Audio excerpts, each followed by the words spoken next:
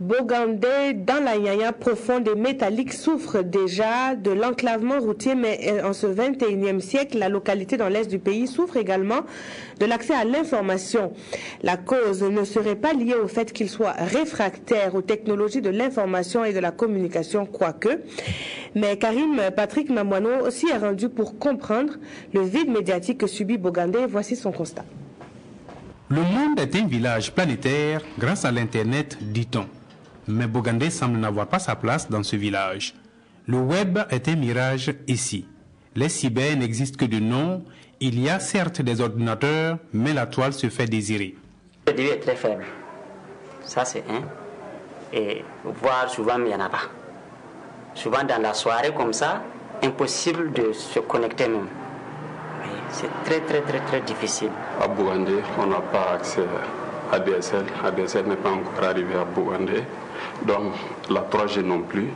Donc on est obligé de se connecter, soit avec la DG, soit avec la ligne téléphonique. Du coup, quand le correspondant des éditions Le Pays collecte l'information, il imagine déjà les difficultés pour envoyer son papier à Ouagadougou. Ils envoyaient par support papier avec les séries de transport. Donc ça peut faire 2-3 jours pour arriver parce qu'il n'y a pas d'internet. Et bon, tout dernièrement, il faut dire qu'il y a c'est des clés de connexion, on utilise et ce n'est vraiment pas facile. Yarga Larba a tout de même l'opportunité de revoir ses articles publiés dans Le Pays à Bogandé. Ici au marché, Jean Sinini est le seul distributeur de journaux. Sur ses étals, on trouve 6 parutions ivoiriennes contre 3 journaux burkinabés. Sidoya et l'Observateur Palga n'y sont pas vendus depuis de nombreuses années. C'est le moins qui me manque, puisque l'Observateur demande 80 000 francs par cochon. Et puis, c'est vrai aussi demande comme ça.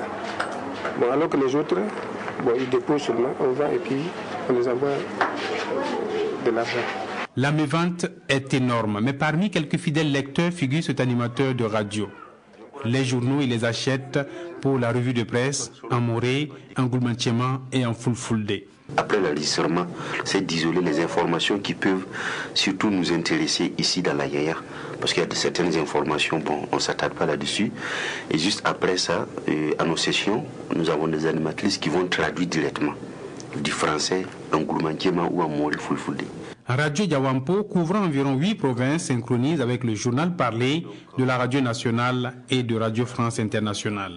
Au-delà des informations, le média sensibilise. Il y a eu beaucoup de changements à notre niveau, parce qu'aujourd'hui, quand on parle de l'assainissement, la radio a tellement éveillé les gens, parce que si tu n'es pas informé, tu ne peux pas aller en avant.